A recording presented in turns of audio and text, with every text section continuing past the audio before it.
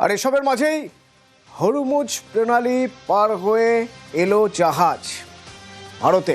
এই প্রথম এই যুদ্ধ পরিস্থিতি, তার মধ্যে দিয়ে এই প্রথম জাহাজ এসে পৌঁছলো হরমুজ প্রণালীতে। সেই ছবি আপনাদের দেখাচ্ছি, দেখুন। অপরিশোধিত তেল নিয়ে মুম্বাইয়ে এই জাহাজ, এই প্রথম সৌদি থেকে যুদ্ধ পরিস্থিতিতে ভারতে জাহাজ এলো। তেলবাহী জাহাজ শেনলং सऊदी থেকে মুম্বাইয়ে এসে পৌঁছেছে। প্রায় 1.5 লক্ষ মেট্রিক টন তেল এই জাহাজে। फिलहाल हम मुंबई में है और हम एक सुरक्षित जहाज जो मुंबई में पहुंचा है वो हम आपको दिखा रहे हैं। सामने जो दिख रहा है वो मुंबई में सऊदी अरब से आया शेनलॉन्ग तेल टैंकर सुरक्षित पहुंच चुका है। मध्य पूर्व में बढ़ते तनाव के बीच भारत की ऊर्जा सुरक्षा के लिए एक राहत भरी ये खबर सामने आई है।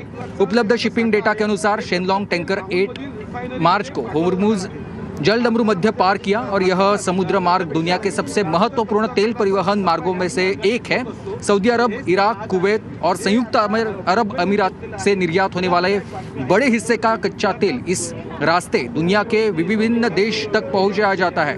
इसलिए इस क्षेत्र में तनाव बढ़ने से वैश्विक तेल आपूर्ति प्रभावित होने की आशंका व्यक्त की जा रही थी। हालांकि शेनलॉन्ग जहाज बिना किसी बाधा के सुरक्षित रूप से मुंबई पहुंच गया है। विशेषज्ञों के अनुसार होर्मुज जलडमरू मध्य से जहाजों की आवाजाही जारी रहना वैश्विक बाजार के लिए भी राहत की बात है। यदि यह मार्ग बंद हो जाता है तो तेल की कीमतों में भारी बढ़ोतरी हो सकती है और कई देशों की ऊर्जा सुरक्षा पर असर पड़ सकता है। फिलहाल शेनलॉन्ग टैंकर के मुंबई पहुंचने से यह संकेत मिला है कि भारत के लिए कच्चे तेल की आपूर्ति फिलहाल सुचारू रूप से जारी है। वीडियो जर्नलिस्ट उमेश के साथ मैं सुमित सावंत, मुंबई। যুদ্ধের এই পরিস্থিতিতে ভারত যে ইরানের বন্ধু, সেটাই কি প্রমাণ হলো আবার? বিশ্বকেও কি সেই বার্তাই দিল ইরান? আন্তর্জাতিক সম্পর্ক বিশেষজ্ঞ দেবাশিস নন্দীর মত এমনই। অনেকটা ইতিবাচক এই অবস্থাটা, বার্তা পরিষ্কার যে রেসিপ্রোকাল, দেখুন একটা মানে রেসপেক্ট। বা কিছুদিন আগে ইরানের এক যুদ্ধজাহাজকে কোচি বন্দরে আশ্রয় দিয়েছে ভারত, এবং ভারতের সাথে ঐতিহাসিক বন্ধুত্ব রয়েছে ইরানের। বিভিন্ন সময়ে আমেরিকা নিষেধাজ্ঞা সত্ত্বেও ভারত সেটা কন্টিনিউ করেছে। চাওয়ার পোর্টও ইন্ডিয়া তৈরি করেছে ইরানে। তো এই সংকটের মধ্যে একটা বার্তা, অর্থাৎ ইরান কিন্তু ভারতকে বন্ধু হিসাবেই কনসিডার করছে এখনো। এটা কিন্তু একটা বড় কূটনৈতিক জয়। হরমুজ থেকে ভারতে জাহাজ আসা দেশের অর্থনীতির ক্ষেত্রে স্বস্তির। বাজার বিশেষজ্ঞরাও তেমনই মনে করছেন। খুব ইতিবাচক খবর। যুদ্ধকালীন পরিস্থিতিতে আমরা দেখছিলাম যে হরমুজ প্রণালী ভারতবর্ষের অর্থনীতিতে একটা বড় ধাক্কা দিয়েছিল। আজকে হরমুজ প্রণালীর উপর দিয়ে ভারতবর্ষে জাহাজ চলাচল করবার একটা ছাড়পত্র পাওয়া গেছে। এটা সাময়িক হলেও আমরা এটাকে ধরে নেব যে আগামী দিনে ইরানের সঙ্গে আমাদের ডিপ্লোমেসি চালু থাকবে, এবং তার ফলস্বরূপ যেরকম রাশিয়া বা চীনকে ছাড় দেওয়া হয়েছে সেরকম আগামী দিনে ভারতকেও ছাড় দেওয়া হবে। কিন্তু যুদ্ধের আঁচ তো কোথাও না কোথাও পড়ছেই। ধরুন mid day meal, Jalpaiguri school দেখাবো যেখানে গ্যাস শেষ, তাই উনুনে রান্না চলছে। আবার আলিপুরদুয়ার জেলা হাসপাতাল, গ্যাসের সংকট আজ মন্দিরের ভোগেও।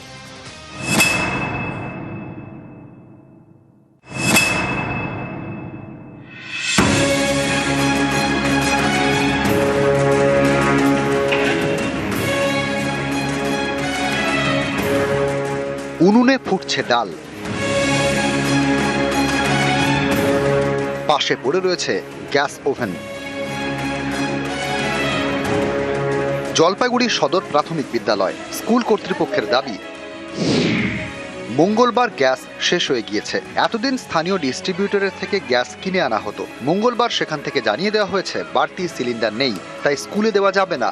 বাধ্য হয়ে জলপাইগুড়ি বাজার থেকে 50 কেজি কাঠ কিনে আনতে হয়েছে। বুধবার থেকে তাতেই শুরু হয়েছে মিড ডে মিলের রান্না। আমরা বিকল্প ব্যবস্থাটা আমাদের আগেই ছিল, সেই ব্যবস্থাটাকে আবার পুনরায় চালু করলাম। জ্বালানি কাঠ সংগ্রহ করে জ্বালানি কাঠের মাধ্যমে মিড ডে মিলের রান্না শুরু করলাম। আমাদের প্রায় 1100 বাচ্চা রয়েছে। একটা গ্যাস প্রায় 2.5 দিন চলতো, সেখানে প্রায় 50 কেজি জ্বালানি কাঠ লাগবে। মিড ডে মিলের ক্ষেত্রে এটা একটা আমাদের বাড়তি বোঝা হয়ে গেছে দাঁড়ালো।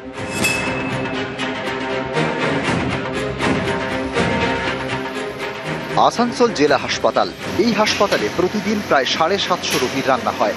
এখানেও গ্যাসের সংকট। ক্যান্টিন কর্তৃপক্ষের দাবি প্রতিদিন একটি করে বাণিজ্যিক সিলিন্ডার লাগে। বুধবার বাড়তি দাম দিয়ে সিলিন্ডার কিনতে হয়েছে। গ্যাস যদি না পাওয়া যায়, আমাদের তো হাতে কিছু নেই, আর এখানে তো কয়লা বা অন্য কিছু ইউজ করার মতো আমাদের ব্যবস্থাও নেই। গ্যাস না পাওয়া গেলেও তো সেটা স্বাভাবিকভাবে বন্ধ হয়ে যাবে। এখনই অলরেডি 1,500 টাকা 1,800 টাকা সিলিন্ডার 3,000 উপর চাইছে, 3,000 উপর চাইছে। 700 থেকে 750 সিলিন্ডার আমাদের পেশেন্টের রান্না হয়। পরিষেবা না পাওয়া যায় তাহলে অবশ্যই বন্ধ করতে হবে। আমাদের মাসে 30টা থেকে 35টা আমার গ্যাস লাগে।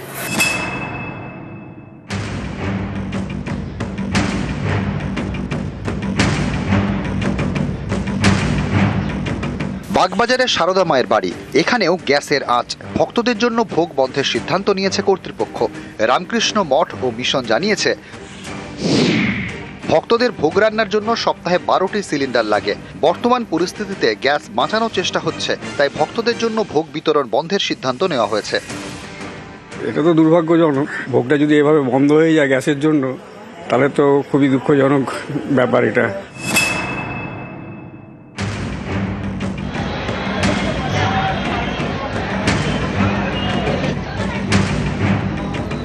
পূর্ব মেদিনীপুরের তমলুকের বর্গভীমা মন্দির 51 সতীপীঠের একটি। এই মন্দিরে প্রতিদিন শয়ে শয়ে ভক্ত ভোগ খান। এখানেও ভোগ বিতরণ বন্ধ করতে চলেছে মন্দির কর্তৃপক্ষ। তারা সিদ্ধান্ত নিয়েছে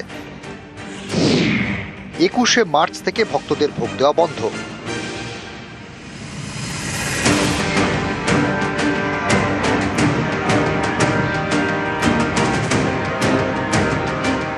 দূর দূরান্ত থেকে সব মানুষ আছে তো এখানে ভোগ খাওয়ার জন্যই, কিন্তু মায়ের ভোগ বন্ধ হয়ে গেলে তো মানুষকে আবার না ভোগ খেয়েই ফিরে যেতে হবে। এটাই একটা কষ্ট। মায়ের ভোগ চালু রাখাটাই দরকার।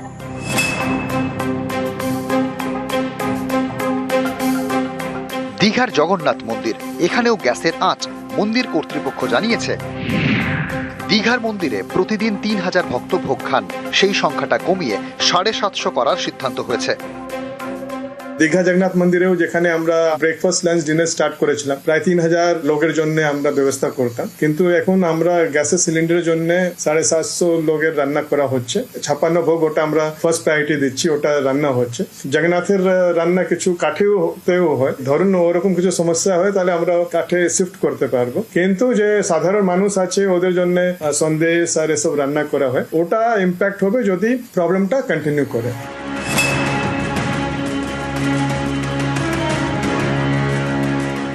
কলকাতার ইসকনেও ভোগের মেনুতে বদল করা হয়েছে।